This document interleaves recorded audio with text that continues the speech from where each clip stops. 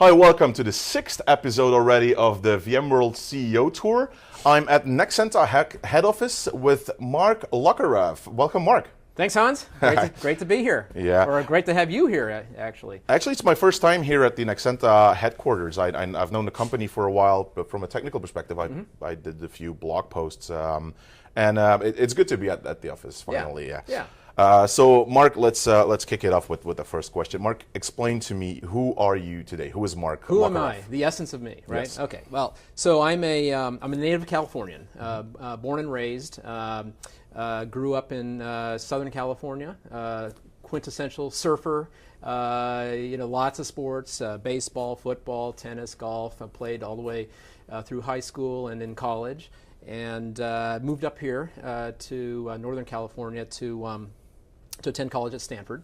I was a double E and econ double major undergrad, and thought I was going to be an engineer. So I was really hardcore early on. In fact, I started out double E in physics, and had a bunch of engineering jobs, programming, designing semiconductors, etc. And then quickly realized, boy, the business side. That's actually already the second question. I'm looking for who you are okay, today. But who is that surfing and so? Sorry, Is that still available? Yeah, so the surfing's still good. I'm doing surfing trips every year.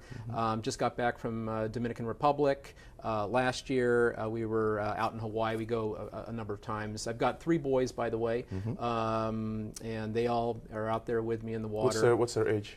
So the oldest is 21, and he is just heading back to college for his senior year at Emory University back in Atlanta. I've got an 18-year-old who is heading out next week for his freshman year in college at University of Michigan, and he's going to go the engineering route.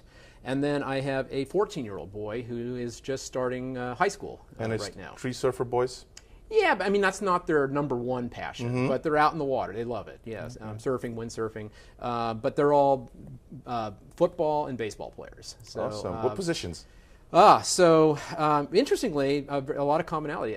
In football, they've all been tight ends and linebackers. Oh. And my 2 older ones played through high school. The youngest one is now in his two-a-days at his high school offensive program, and they love it. They love it. And it's also the camaraderie, and which is I know. I did the same thing. I love team sports. I love just being there with the guys. I played center in Belgium.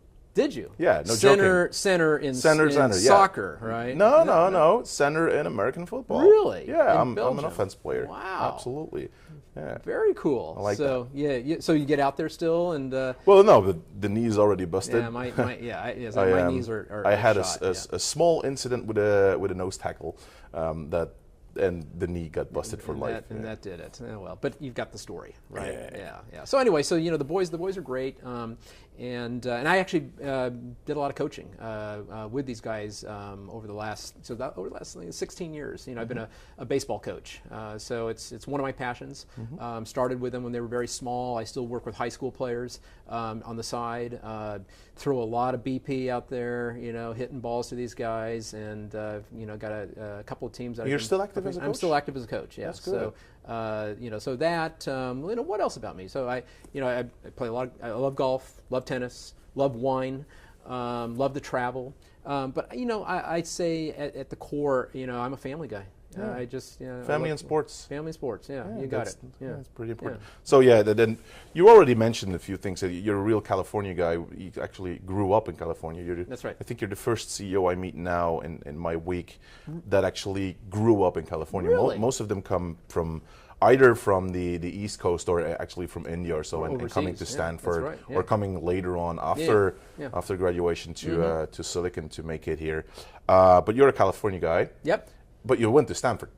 Went to Stanford and had a fantastic time there, as I mentioned a little bit earlier. And then I did do a tour of duty around the country, after graduating. So lived in Chicago, lived in New York, but ultimately came back to San Francisco. And was that professionally that you went to Chicago and so on? Chicago was for business school, University of Chicago.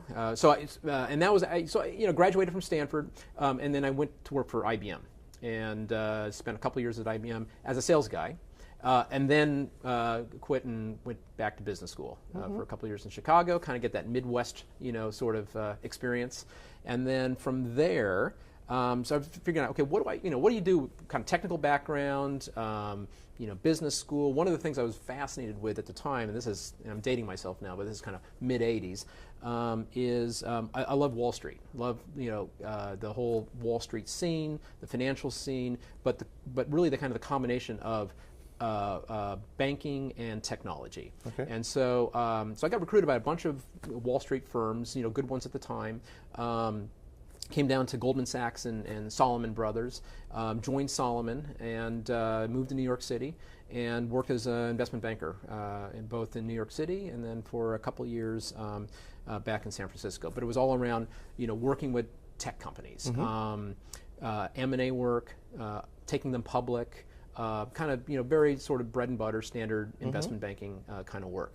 And really very, very fascinating. It was great to kind of get the exposure to entrepreneurs who had taken their companies from nothing to going public, and it was exciting. As a young guy, just kind of being part of that that energy. But I hit a point where I was 3-4 years into that, and I'm sitting at these tables with these guys taking their companies public.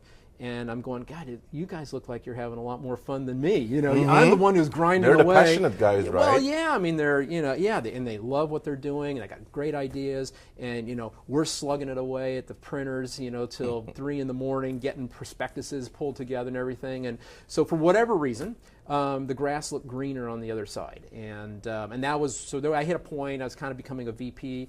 Figured, boy, it can be a great lifestyle in banking, but I figured if I go any further, I could wake up when I'm 50 and look back and regret that I didn't actually go for the entrepreneurial thing. So I up and quit one day and helped start a company. What time are we talking about? That was 1990. Okay. Yeah. That's actually already 25 years ago. Or it's a while ago. Yeah. Now I'm a lot older than I look. Huh? So what happened in the last 20 years then? So we went off and started a company. It was actually a great kind of networking software hardware company called Echelon. Raised $100 million. Did it with a couple of big luminaries in the Valley, guys like Ken Oshman, who was the founder of Rollm, the O in Rollm. Mike Markkula, who was one of the founders and the chairman of Apple Computer, helped the Steves get started. And so our board was basically Apple's board at the time. And we started this company called Echelon. And we ultimately took it public, and it's still around today as a public company. Wow. I came in there, I didn't want to do anything financial. I wanted to, what I believed in terms of being a CEO. Eventually I said, someday I want to be a CEO, right? I want to be able to run a company, and so I want to kind of learn sort of at the core of what a company is all about. So to me, and I still believe this today, the core of a company is around product management. It's all around where the product meets customers, competition, the engineering side. What can we build?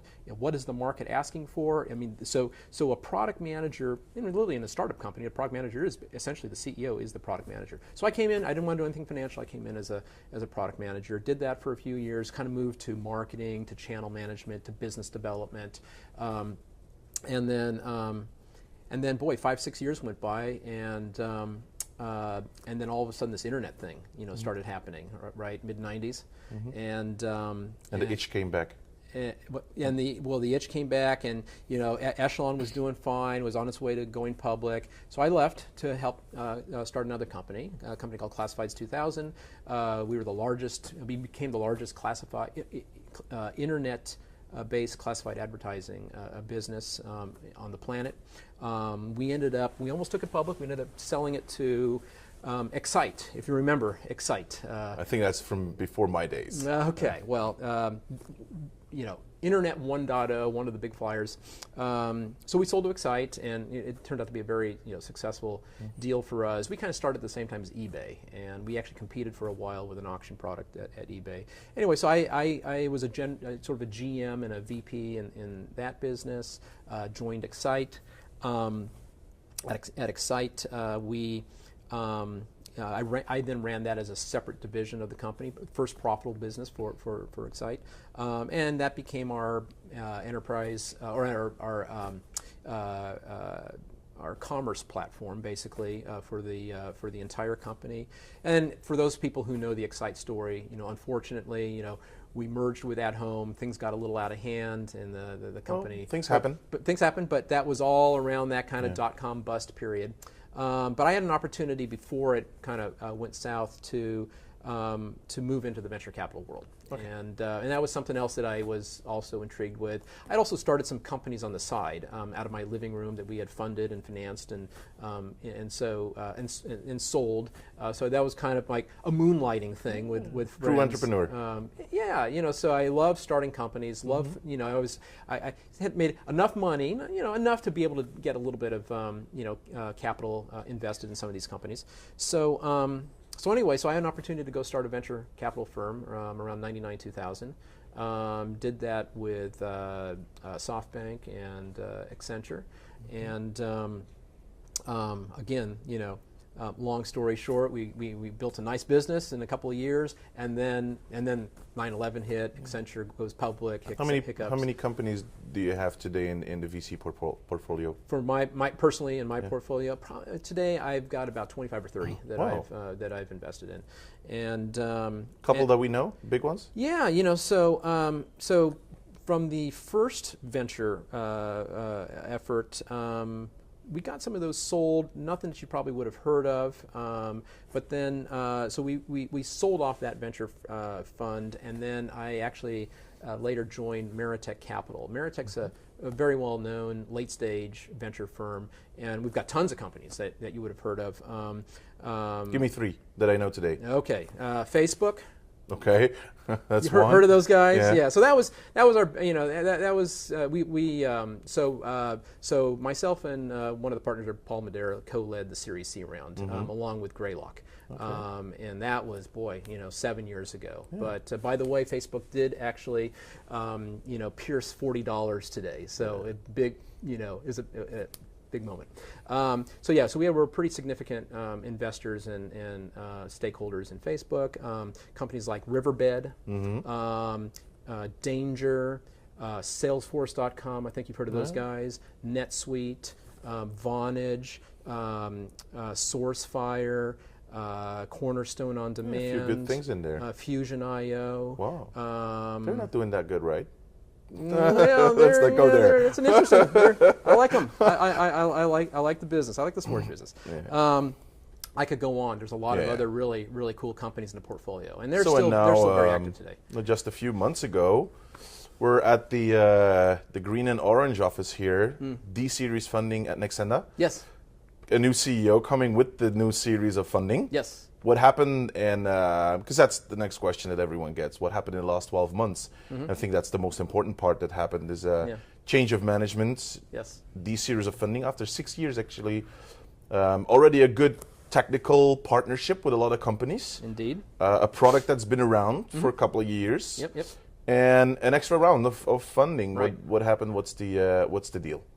What's the deal? So Nexenta is a very exciting and fortunate company, and I've spent now the last 10 years plus working with lots of sort of mid to late stage high growth companies. The two things that I've always looked for in any company that's on its way to big times is there's two things that are the hardest things to have. One is huge market opportunity, just size of market, and the second is timing. So if you've got a big opportunity and the timing is good, everything else is execution. Okay, so company here at Nexenta, founded in 2005 by Evan, Alex, and Dimitri. They did a fantastic job defining what the vision is and where this company was going to play, and sort of meticulously labored away for a number of years, getting it to the position that we got to over the last 12 months. Along that path, something happens. You no longer are an early stage startup. That's what I mean. 6 years, a lot of partners. A lot of partners. You're kind of beyond startup. Yeah. So I think those guys woke up one day and said, "Wow, we've got over 300 partners. We have 2,000 customers, over 5,000 deployments." And we've got some major partnership deals with the likes of Dell. We're working with Supermicro. We're working with Cisco, with VMware, IBM, and the list goes on. And you know, it is the rare case that the founding team and a founding CEO can take a company from 0 and scale it to 100 million. So I was approached because, you know, my specialty has been for the last 10 years working with companies at this stage and helping them, you know, get to the next level. So it's all more around scaling, making sure that you got the foundation in place, right, and you've got the processes in place.